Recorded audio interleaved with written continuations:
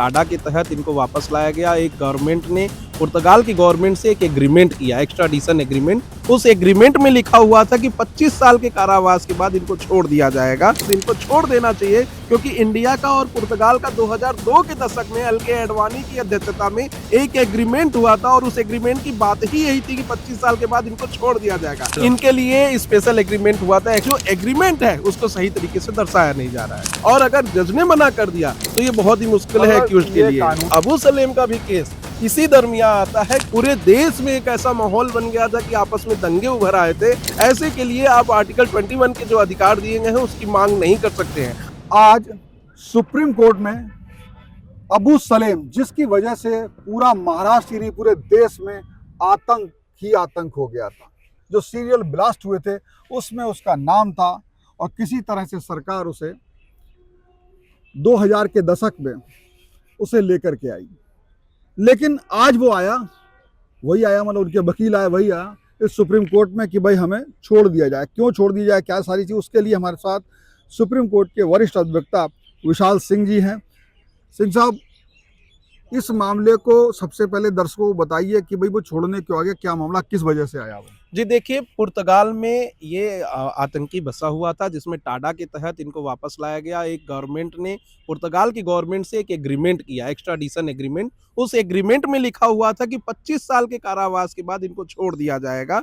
जिसके बाद आज उनके वकील ऋषि मल्होत्रा सीनियर एडवोकेट अपीयर हो रहे थे। उन्होंने कहा कि बॉम्बे हाई कोर्ट ने जो इंटरिम आदेश दिया है कि 25 साल नहीं पूरे हुए हैं वो गलत दिया है, वो मैथमेटिकल एरर है और अगर गवर्नमेंट कहे, सरकार कहे और सुप्रीम कोर्ट कहे तो हम उसको सही से काउंट करके दे सकते हैं और इनको छोड़ देना चाहिए। क्योंकि इंडिया का और पुर्तगाल का 2002 के दशक में एल.के. एडवाणी की अध्यक्षता में एक एग्रीमेंट हुआ था और उस एग्रीमेंट की बात ही यही थी कि 25 साल के बाद इनको छोड़ दिया जाएगा। मतलब जो एग्रीमेंट उनको छोड़ दिया, कोई भी वहां से प्रत्यर्पण करके आता है तो 25 साल से ज्यादा सजा नहीं दे सकते।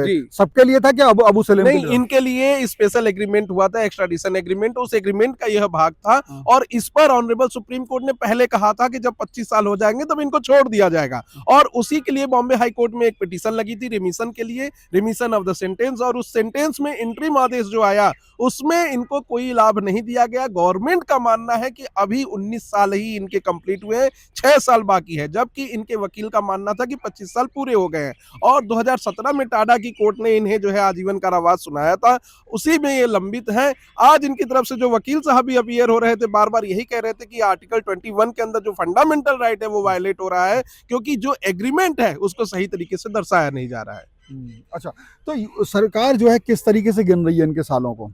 सरकार इस तरीके से गिन रही है कि जब से इनको सजा हुई है, जब से एक्चुअल पीरियड में आए हैं तब से गिनकर सरकार मान रही है। जबकि इनका कहना है कि ट्रायल की शुरुआत से पहले भी जो टाइम है उसको गिना जाना चाहिए और उसमें भी वो जेल में ही थे। तो मेरा भी मानना है कि अगर अर्थमेटिकल ना जाके अगर सही तरीके से गिने तो 25 साल के करीब इनके हो जाएंगे और जबकि 8 महीने एक्स्ट्रा ही हो चुके हैं। तो आगे चलकर हालांकि ऑनरेबल सुप्रीम कोर्ट ने इनका डिसमिस जो किया है, डिसमिस एज विड्रॉन किया है with liberty to approach the honourable high court. यानी कि सुप्रीम कोर्ट को यह पता चल गया है कि 25 साल इनके हो गए हैं। ऑनरेबल हाई कोर्ट में इस मामले को अपील कर ये 25 साल गिनवा कर वहां से जमानत ले सकते हैं, बाहर आ सकते हैं। लेकिन जो जिस तरीके से अभी कई बार मैंने अपने दूसरे केसों पे बात की और कई मामलों में सुप्रीम कोर्ट ने टिप्पणी भी करी है, जब बड़े गंभीर मामले जैसे कि पॉक्सो का मामला है और मामला है, उन मामलों में जो जनसेवक अगर होता है तो उसे ऐसा कहीं मैंने सुना है, मैं गलत हूं तो बताइएगा, कि वो जो पीरियड होता है पहला ट्रायल वाला उसको नहीं गिना जाता है।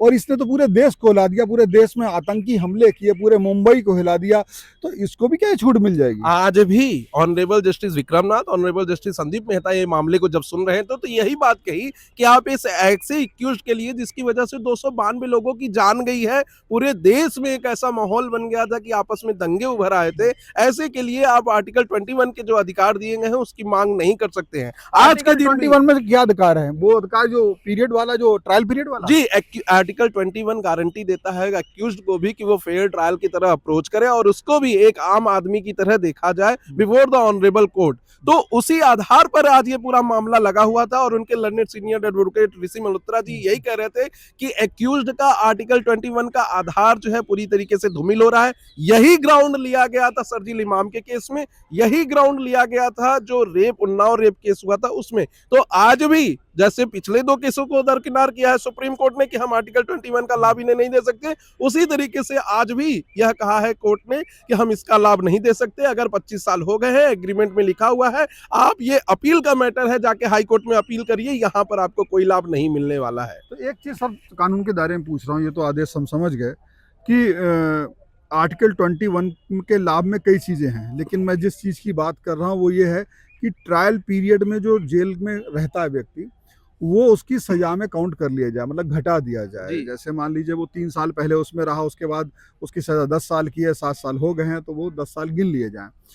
तो अगर सरकार आर्टिकल 21 के इस बिंदु को इस बंदे पे लागू नहीं करती है, किसी पे भी लागू नहीं करती है, तो ये संवैधानिक तरीके से संभव है?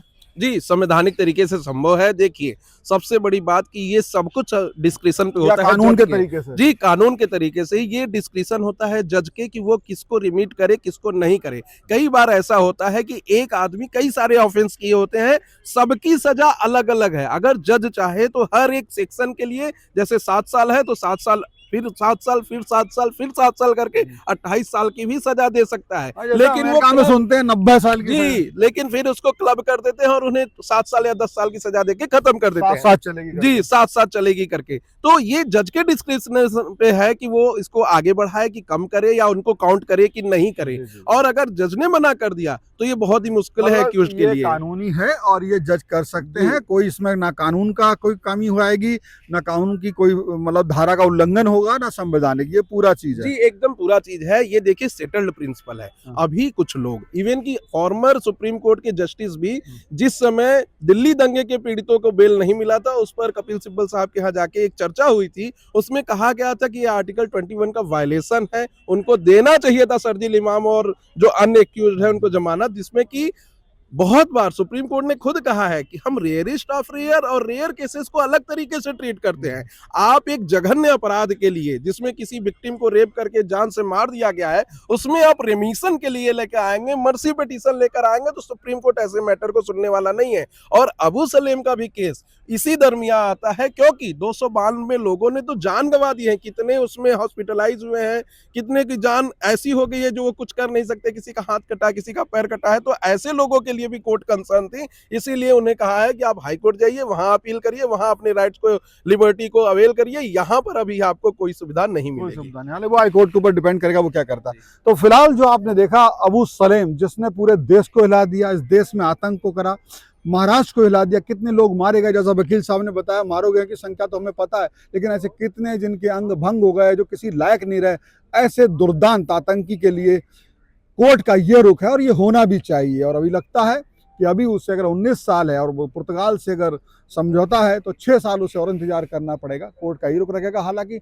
हाई कोर्ट में जिस तरह वकील साहब ने बताया जाके जो अपील करेगा तो वहाँ क्या होगा वो देखने वाली बात होगी, लेकिन उम्मीद है सुप्रीम कोर्ट की जो राय है या जो नजरिया है उससे हाईकोर्ट भी शायद अलग ना हो।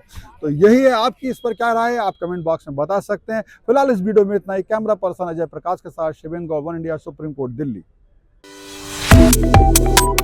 Subscribe to One India and never miss an update. Download the One India app now.